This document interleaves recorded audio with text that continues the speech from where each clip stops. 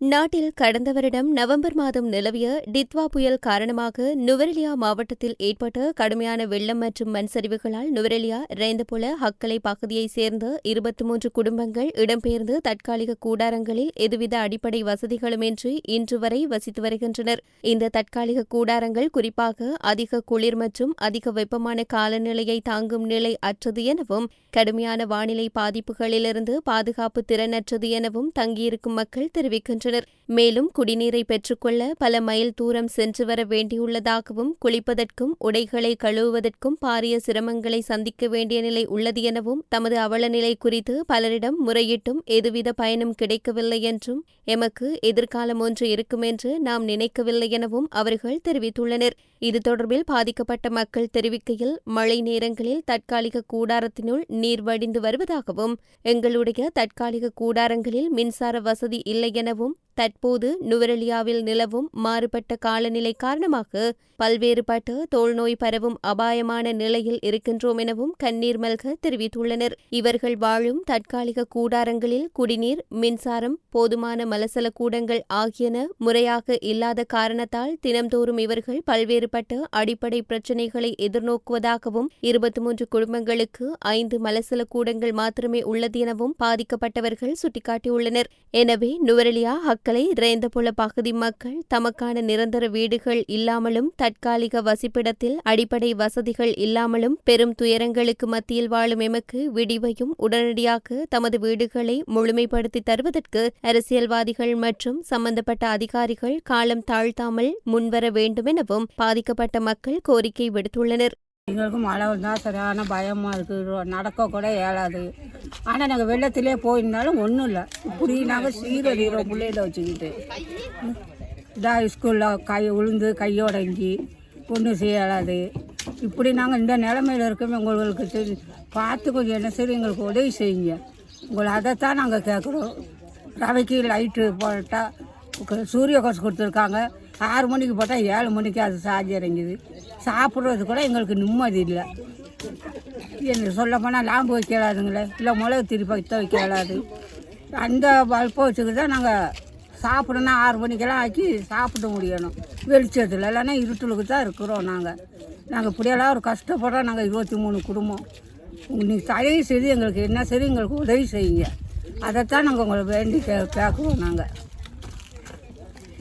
மழை பெஞ்சால் சரியான கஷ்டமாக இருக்குது. எங்களுக்கு காற்றடிச்சாலும் கஷ்டமாக இருக்குது.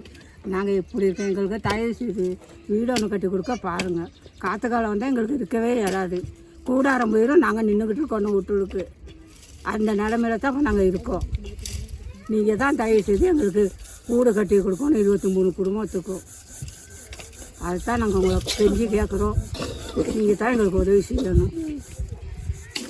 11ஆம் மாதம் 27 தான் நாங்கள் ஸ்ரீ கணபதி ஸ்கூலுக்கு வந்தோம். ஸ்லிப் ஆகி ஸ்கூலில் இருக்கக்கூட நிறைய உதவி செஞ்சாங்க. இப்போ இந்த கூடாரத்துக்கு வந்து 2 மாதம் ஆச்சு. மழை வந்தால் இருக்க இல்லாத தண்ணி வருது உள்ளுக்கு.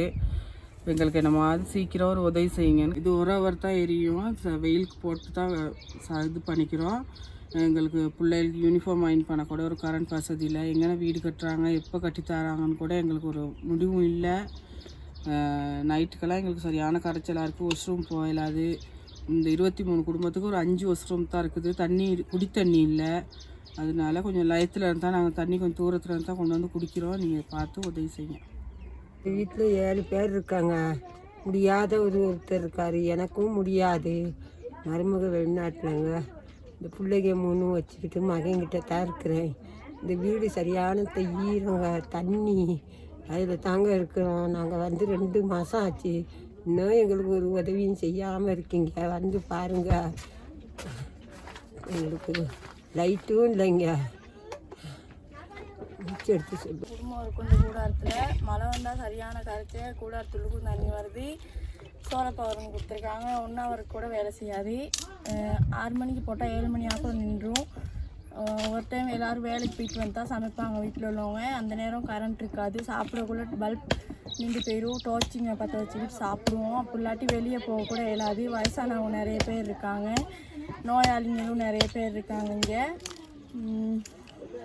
பெரிய காற்று மழை வந்துச்சுன்னா சின்ன பிள்ளைங்களும் ரொம்ப இருக்குது. பெரிய காற்று மழை வந்துச்சுன்னா அங்கேருந்து வாஷ்ரூம்க்கெல்லாம் வர ரொம்ப கஷ்டம் அங்கிட்டுள்ளவங்களுக்கு. அதனால் ஏண்டிய கூடிய சீக்கிரத்தில் எங்களுக்கு இந்த வீடை கட்டி கொடுத்தா ரொம்ப நல்லா இருக்கும். நன்றி. நாங்கள் இங்கே வந்து 2 மாதம் ஆகுது. இது சோலார் பல்பில் தான் இருக்கும். ஒரு 12 மணியோட ஆஃப் ஆயிரும் சோலார் பல்பு. அதுக்கப்புறம் அது கரண்ட்டில் ஒன்றும் இல்லை. 6ஆம் மாதத்துக்கு அப்புறம் மழை தான் இங்கே. இது உள்ளுக்கெல்லாம் தண்ணி வர்ற மாதிரி தான் இருக்குது. எங்களுக்கு ஏதாவது இதுக்கு ஒரு முடிவு சொல்லணும் நீங்கள் தான். பிள்ளைங்க மழை நேரத்துக்கு ரொம்பவே கஷ்டம் தான் இங்கே. அதனால அரசாங்கத்தில் இந்த முடிவாவது எங்களுக்கு வெயில் நேரத்தில் இந்த கூடாரத்துக்கு சரியான சூடா எப்படி? வெயிலுக்கு சூடு தான். மழை நேரத்துக்கு தான் ரொம்பவே கஷ்டம் இங்கே. இப்போ மழை பெஞ்ச தண்ணி உள்ளுக்கு வந்துருமா? தண்ணி உள்ளுக்கு வந்து இந்த இதெல்லாம் இதாகி தான் இருக்குது. புஸ் மாதிரி தண்ணி உள்ளுக்கு வருது. அதனால ரொம்பவே கஷ்டம் தான். பிள்ளைங்களை வச்சுக்கிட்டு ரொம்பவே கஷ்டம் தான் நாங்கள் பட்டுக்கிட்டு இருக்கோம். அதனால சுருக்கா ஏதாவது ஒரு முடிவு எங்களுக்கு வேணும்.